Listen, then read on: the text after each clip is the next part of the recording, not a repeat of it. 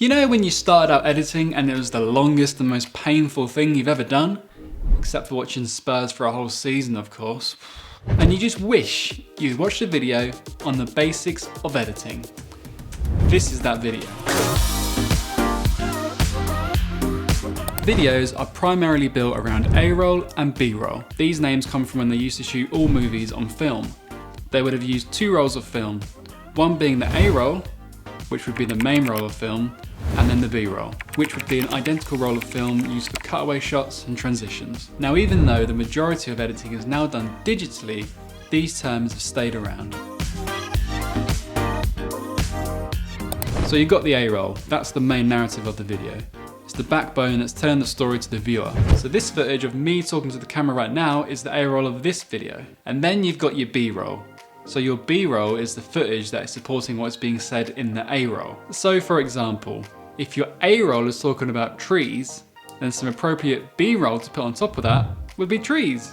B-roll is used to make a video more engaging and more visual. So as you can see here, I'm talking about editing, and the B-roll I've gone for is footage of me editing to back this up. Think of drawing a picture on a blank piece of paper. You draw the outline with a pencil, that's your A-roll, and then you colour it in. The colour is your B-roll.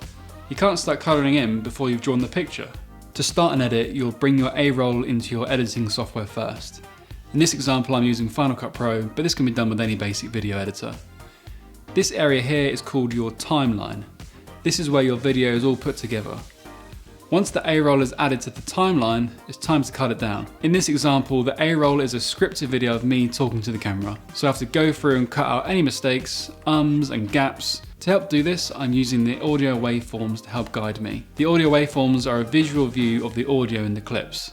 So here you can see this is where I started speaking, and then this is where I stopped. So I cut off the start and the end of this clip to get rid of the dead air. I'll go through and do this for the whole video so that the A-roll is nice and tight and ready to be built around. Make sure you always finish cutting the A-roll before you start adding other bits in. It might be tempting to just add the first bit of A-roll in and then pick your B-roll for that clip and then pick some music and sound effects. Try and resist that temptation. Not only is this more time consuming, but it's also much more difficult to then build your story. Think of our picture from earlier. If you drew every little bit of it and then coloured it in each time, it would take so much longer and would ultimately be more difficult. It's the same principle with editing. Once the A-roll is all cut up, there'll be jump cuts between the clips. So for example, where the mistake was removed from this clip no longer flows as one single clip. So there's a clear jump in the footage. Now there are a few ways to hide these little jump cuts. One is to bring the scale of the second clip up by around 20% as seen here. If you do this, you just have to make sure that your eyes are in the same position in both clips so that the cut feels natural to your viewer. Another way to hide a jump cut is to just put some B-roll on top of it. Now, let's add some B-roll. The A-roll here is from the start of the video when I was talking about how they used to shoot A and B-roll on film. So it would be good to back this up with some B-roll of some old film. After looking on a stock footage website, I found some good shots. I'm going to bring them into my timeline and sit them on top of the A-roll. So now you can no longer see the A-roll, but you can still hear it whilst watching the B-roll. This helps to make the video more engaging and interesting, rather than just me talking to the camera for the whole video. To help bring this video all together, we can add some music. The music you choose can have a big impact on the way the viewer feels. If you use music like this, the viewer will feel on edge. Add music like this, and the viewer may feel overwhelmed. For a basic tutorial video like this, we want to add something not too intense, but just keeps pushing the video along nicely. This track works well. Now that we've picked our track and we know what B-roll we want to use, we can now edit the B-roll to the music. To make your video flow better, it's good to cut your B-roll to the beat of the music. So for example, watch these two short clips showing the edit with and without this.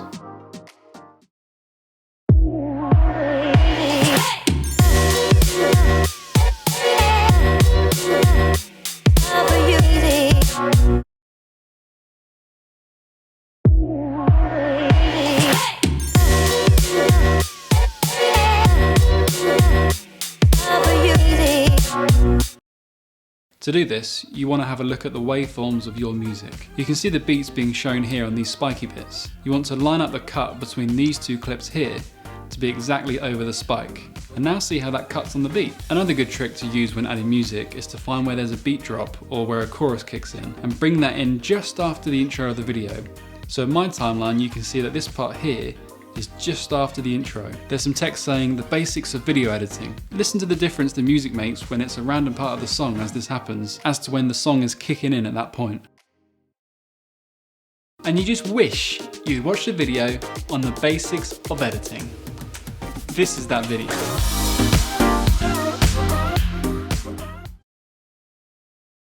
And you just wish you'd watched a video on the basics of editing. This is that video. It's a pretty big difference. You can see how it gives the video more energy and kicks it on nicely. Also, on the other end of the video, it's good to make sure the song ends at the same time as the video. To do this, you want to mark where the final hit on the song is. Here it is for this song, and then place that near the end here. So it doesn't sound out of place, you can start this part of the song a little bit earlier and fade it in over the other part of the song, whilst keeping it in time as well, so it's not a noticeable change.